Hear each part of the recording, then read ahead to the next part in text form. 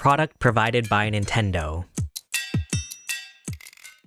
The Legend of Zelda started out as a classic tale of a young boy defending the honor of a princess. But after years of mainly playing as Link the Swordsman, The Legend of Zelda Echoes of Wisdom's main character is Princess Zelda. And hey, this isn't just your normal Link gameplay now with a Zelda costume on. This game feels like no other Legend of Zelda game that we've ever seen before. As soon as you start up the game, it throws you right into the action. Funnily enough, you actually start the game as Link exploring through a dungeon, where he faces off against the evil Ganon. At which point you say, wow, this was a very short and sweet Zelda game. However, after the intense battle, Link gets sucked away into what is known as a rift, but he managed to release Zelda at the last second like a true Giga Chad. As Zelda rushes to escape the dungeon, she comes across a floating yellow ball, but we'll get to that later. And so begins our journey as Princess Zelda. I would give my left kidney to see a Legend of Zelda fan go into this game completely blind, only for it to be revealed that you actually play as Zelda instead of Link.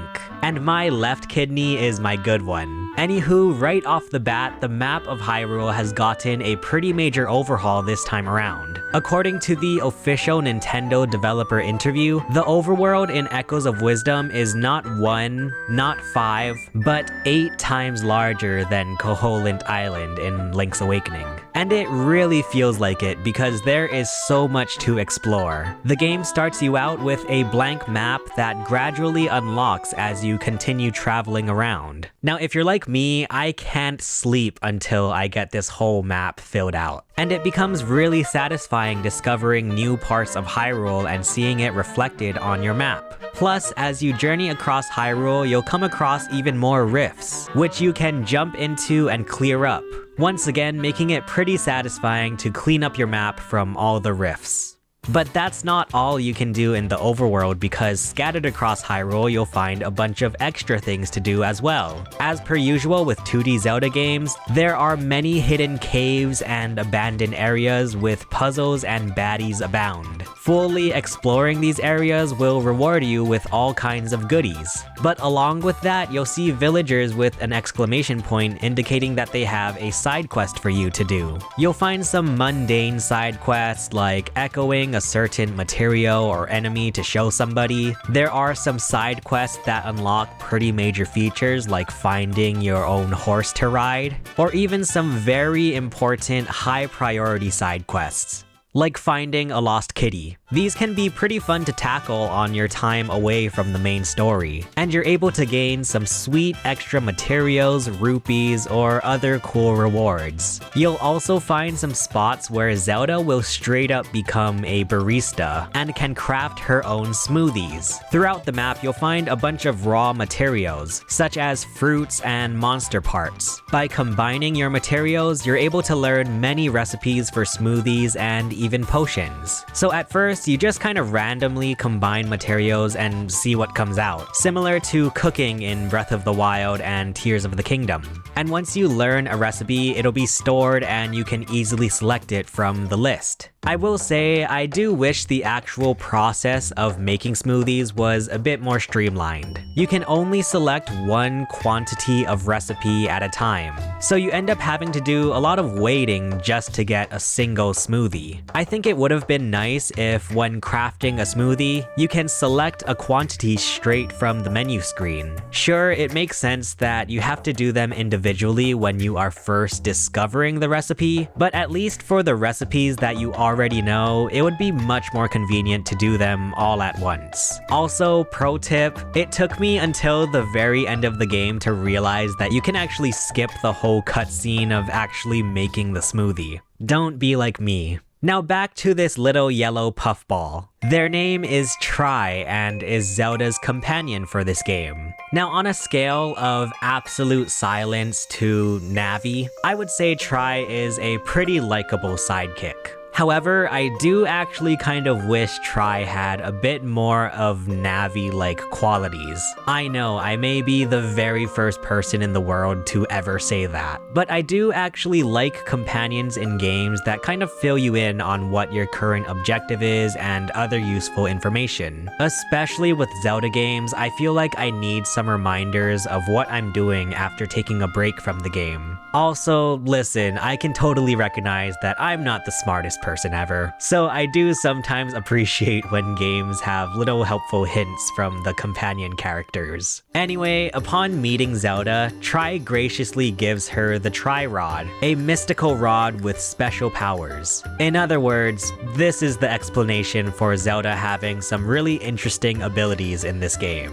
The first ability that Zelda has is the Echo ability, just like the title. And echoes are basically just copies of many things found in Hyrule, hence the name.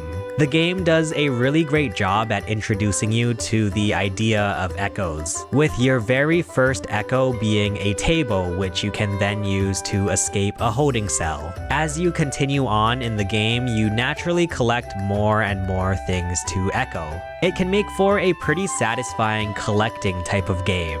You're able to echo objects like pots, beds, even elemental blocks. Some objects can be used as attacks, such as pots or rocks that you can throw. And some objects can even be used for platforming, like stacking beds to climb on, or even spawning water blocks which allow you to swim vertically or horizontally. Plus, here's another pro tip. The beds can also be used to replenish Zelda's hearts, and you can collect different qualities of beds, with the standard bed offering the slowest heart recovery, and Zelda's bed offering even faster heart recovery. I would say that it took me way too long into the game to realize that this was a thing, but you would have to be a total idiot to not know that the beds replenish your hearts, right? Now, not only can you create echoes of objects, you can also create echoes of creatures. Early on in the game, you learn to create echoes of the classic simple Zelda baddies, like Zoles or Moblins. Then, as you continue progressing, you start to learn stronger ones, like Dark Nuts, Chomp Fins, and Pea Hats. Hehehe, Pea. For the most part, echoes can be pretty helpful in battle. A lot of times I'll spawn a few creatures and then just stand back and watch them protect me. It's actually quite similar to Pokemon or even Pikmin, I guess. However, holy moly, these enemies can be dumb sometimes. It can be super duper frustrating when you create a Moblin echo and they just walk around in circles, not even trying to battle anything. People say that AI is the future, then I have Wolfos jumping off the ledge to its death. Now, one thing I do want to mention about creating echoes, which might just be my biggest gripe with echoes in general, is that in order to choose an echo to create, you have to scroll through this horizontal menu. It's not too bad early on, but once you start to really grow your collection, it can become such a pain to scroll through everything on the list, realize that you missed the one that you need, and then have to scroll backwards to find the echo that you want, only to realize that you missed it again. Rinse and repeat. Granted, there are some options for sorting the echoes you have available to you, such as by most used, cost, and my personal favorite, type. But you still have to continuously scroll through this single line of echoes just to find the one you want. I'm sure there's a reason for this, and I'm not a massively successful video game company, but I do think it would have been nice to have more lines in this menu, or a solution that I came up with myself, maybe being able to press ZL and ZR or something to skip to the next section in the list. As it currently stands, I've probably spent 50% of my gameplay just scrolling through this menu. Now, if we move our little finger over to this button right here, you'll find the button for Tri's Bind ability. This new ability allows you to basically carry different objects or even enemies. It's somewhat similar to the Ultra Hand from Tears of the Kingdom, which also allows you to move objects around from a distance. However, in Echoes of Wisdom, using Bind causes whatever you are bound to move in synchronization with Zelda. And this can be both a a blessing and a curse. On one hand, it makes it easy to physically move objects that need to revolve around Zelda. For example, you can carry an Ignizol using Bind to basically act as a fire torch to light grass on fire. On the other hand, it can be a bit frustrating, especially for puzzles, when you use Bind and the object follows Zelda's exact horizontal and vertical placement. In other words, if you jump up one block,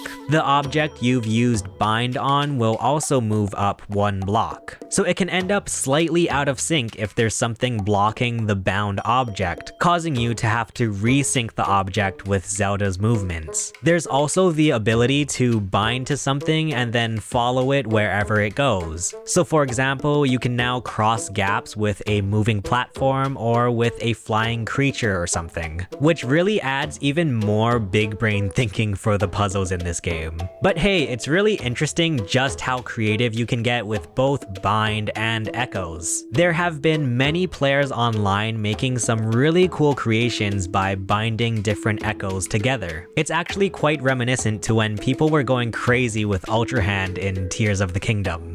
Now, I'll be honest, I am much more of a chaotic, action-y type of player. When it comes to puzzles versus combat, I much prefer combat. For example, rather than trying to stealthily take out a mob of bokoblins in Breath of the Wild, I'd rather just run in and go on a slashing frenzy with my sword. So Echoes of Wisdom's gameplay took quite a bit of getting used to for me. Whenever I faced off against enemies or bosses, I kept saying to myself, oh shoot, I'm not a swordsman. And I had to figure out which echo to use that would be the most efficient and effective. And I'm not gonna lie, this type of battling, or lack thereof, led to a bit of frustration from me, especially in the beginning. Now don't get me wrong, I don't necessarily think that's a bad thing. I think it can actually be good for games to challenge the player to learn its unique mechanics. But if you're like me and yearn for some butt-kicking action, Zelda is also able to switch into Sword Fighter form.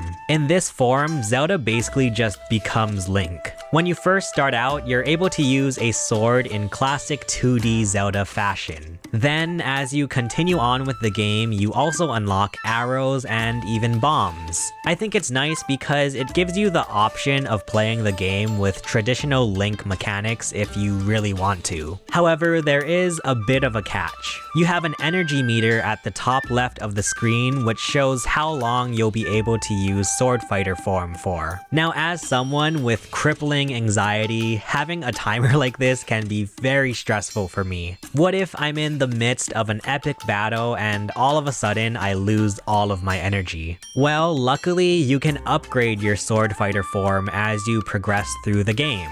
By taking your Might Crystals to Lubury's house, you can choose to upgrade your energy bar, which gives you more time to use Sword Fighter form, or even your Sword Fighter form items, which makes either your sword, arrows, or bombs stronger. So Sword Fighter form offers a nice break from the new puzzle-based combat in Echoes of Wisdom, which is also super helpful when you come across tougher enemies and bosses found in the several dungeons. Thank you again to Nintendo for providing me a copy of this game. If you want to see my first time ever playing Echoes of Wisdom on release night, check out the video below. Also, let me know in the comments what you think of The Legend of Zelda Echoes of Wisdom. For now, thank you for watching. Thank you so much to our members. My name is Chase, and I will see you guys again soon. Bye.